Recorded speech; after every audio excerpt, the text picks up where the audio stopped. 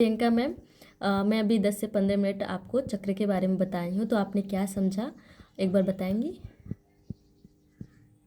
चक्रों में हमारा जो पहला चक्र, नीचे से अगर हम शुरुआत करें तो आज हमने मूलाधार चक्र के बारे में देखा।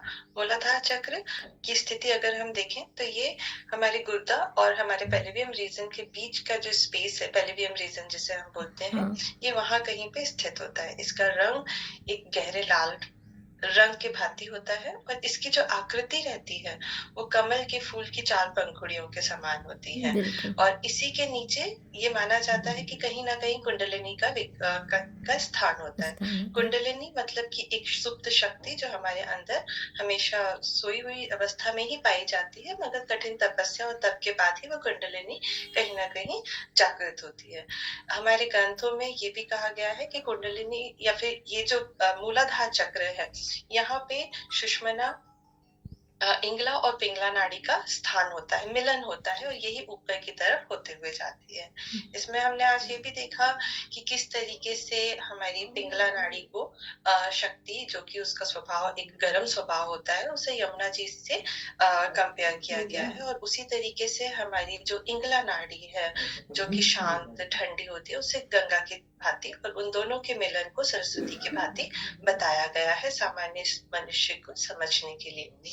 और यही स्थिति मूलाधार चक्र की जो स्थिति रहती है, ये कहीं ना कहीं मनुष्य के गुणों को भी प्रभावित करती है। जैसे कि उनका गुण हो गया काव्य, या फिर related to the sexual disorder और related to the female reproductive organs, या फिर कहीं ना कहीं एक मनुष्य की फिजिकल बॉडी में भी मूलाधार चक्र का बहुत ज्यादा स्थान होता है। और ये मूलाधार चक्र ही एक अगर ये मूलाधार चक्र की एक्टिविटी या फिर इनका रोल प्रॉपर रहे तो इंसान के सोचने और समझने की शक्ति भी धीरे धीरे विकसित होती है।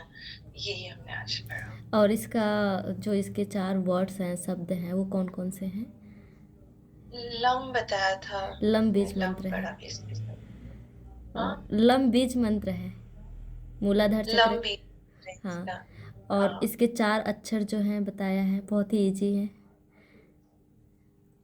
यह वम, नहीं याद। वम सम, आगे बोलिए। वम सम हाँ, तीनों सम। याद नहीं आ रहा। अरे हाँ, मैंने बताया ना कि शम शम सम, जो हमारे छोटे स मतलब दंत स हैं, तालव्य श हैं, मूर्धा श हैं, ये और ये चारों हमारे इस पंखुड़ी पे एक एक वर्ड विराजमान रहते हैं। लम, लम तो बीज हाँ, मंत्र है। वम शम शम सम।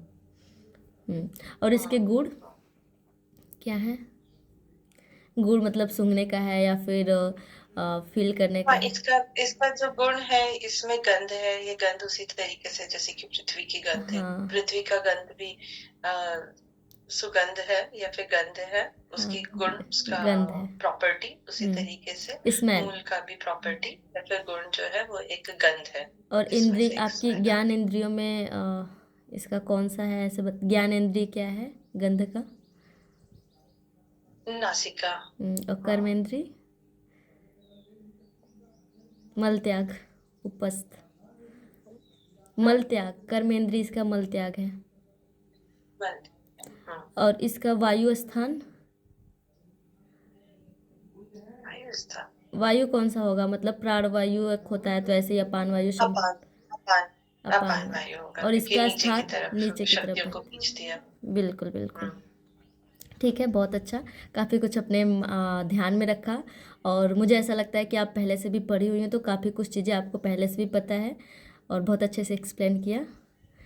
और ऐसे ही आकृति आप भी तैयारी करो।